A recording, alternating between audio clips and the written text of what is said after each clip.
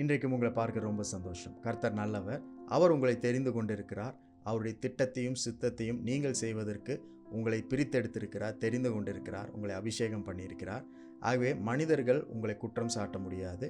ஒருவேளை நம்மளுக்கு அநேக குறைகள் இருந்தாலுமே தேவன் நம்மை நீதிமானாக்கி இருக்கிறார்.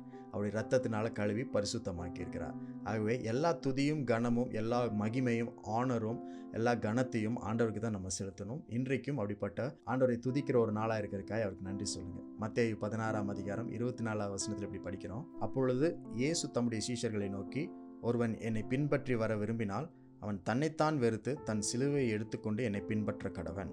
தன்னைத்தான் வெறுத்து தன் சிலுவையை எடுத்துக்கொண்டு என்னை பின்பற்ற கடவன் அப்படின்னு இயேசு சொல்லுகிறார். தமிழ்ல இந்த வார்த்தை வெறுத்துன்னு நம்ம படிக்கிறோம். ஆனா இங்கிலீஷ்ல நீங்க படிக்கும் பொழுது let him lay down his ways அப்படின்னு சொல்லப்பட்டிருக்கு. அப்படின்னா என்ன அர்த்தம்னா, தன்னுடைய வழிகள் தன்னுடைய திட்டங்களை அவன் விட்டுட்டு அவனுக்கு கொடுக்கப்பட்டிருக்கிற சிலுவை என்பது தேவனுடைய சித்தம், தேவனுடைய திட்டம், தேவனுடைய வழி. அப்போ தன்னுடைய வழியை விட்டுட்டு தேவனுடைய வழியை எடுத்துக்கொள்ளட்டும். தன்னுடைய சித்தத்தை விட்டுட்டு தன்னுடைய நோக்கத்தை விட்டுவிட்டு அவனுக்கு தேவன் கொடுத்திருக்கிற அவனுடைய சிலுவை ஆகிய தேவனுடைய சித்தத்தை அவன் எடுத்துக்கொண்டு என்னை பின்பற்ற கடவன். எப்படி நான் நடந்து போறனோ, எப்படி நான் ஃபாலோ பண்ணணும் ஆண்டவரை, அந்த மாதிரி என்னையும் அவன் பின்பற்றட்டும் அப்படின்னு சொல்லி இயேசு சொல்கிறார். ஸோ இன்றைக்கு ஆண்டவர் சொல்கிறார், உங்கள் சிலுவை என்பது உங்களுடைய பாடுகள் கிடையாது, தேவன் உங்கள் வாழ்க்கையில் கொடுத்திருக்கிற அவருடைய திட்டம், அவருடைய சித்தமாக இருக்கிறது. ஆகவே உங்களுடைய வழிகள், உங்களுடைய திட்டங்கள், சித்தங்கள் எதுவாக இருந்தாலும் அதை நீங்கள் கீழே வச்சுட்டு அவர் உங்களுக்காய் கொடுத்திருக்கிற அந்த சிலுவையாகிய தேவ சித்தத்தை நீங்கள் எடுத்துக்கொண்டு உங்களுக்கு முன்மாதிரியாக இருக்கிற இயேசுவை நீங்கள் பின்பற்றும் பொழுது பிதா உங்கள் வாழ்க்கையில் வச்சிருக்கிற சித்தத்தை உங்களால் நிறைவேற்ற முடியும். இயேசு இந்த உலகத்தில் இருக்கும்போது பிதா இயேசுவுக்கு கொடுத்த திட்டம் தான் அந்த சிலுவை, அந்த சித்தம் தான் அந்த சிலுவை. அவர் ஒவ்வொரு நாளும் அந்த சிலுவையை நினைத்து கொண்டே வாழ்ந்து கொண்டிருந்தார். நேரம் வந்த பொழுது சிலுவையை எடுத்து சுமந்து அவர் தேவனுடைய சித்தத்தை நிறைவேற்றினார்.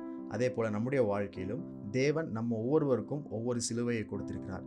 நான் உங்களுடைய சிலுவை எடுக்க முடியாது, நீங்கள் என்னுடைய சிலுவை எடுக்க முடியாது. உங்கள் வாழ்க்கையினுடைய வழிகள் திட்டங்கள் வேறு, என்னுடைய வாழ்க்கையின் வழிகள் திட்டங்கள் வேறு. ஆகவே நாம் அனைவரும் தேவன் நம்மளுக்கு கொடுத்திருக்கிற சிலுவை எடுத்துக்கொண்டு இயேசு கிறிஸ்துவை பின்பற்றும் பொழுது தேவன் வைத்திருக்கிற சிறந்த திட்டத்தை சித்தத்தை நாம் பெற்றுக்கொள்ள முடியும். அதில் நம்ம மகிழ்ச்சியாய் அனுபவிக்க முடியும். இன்றைக்கும் அப்படிப்பட்ட தேவ சித்தம் நிறைந்த நாளாக இருக்கிறது. எப்பொழுதும் சிலுவையே சிறந்தது என்ற எண்ணத்தோடு நம்முடைய வழிகள் திட்டங்கள் எல்லாவற்றையும் விட்டுவிட்டு தேவனுடைய சித்தத்தை நாம் எடுத்துக்கொண்டு அந்த திட்டத்தை நாம் செயல்படுத்துவோம்.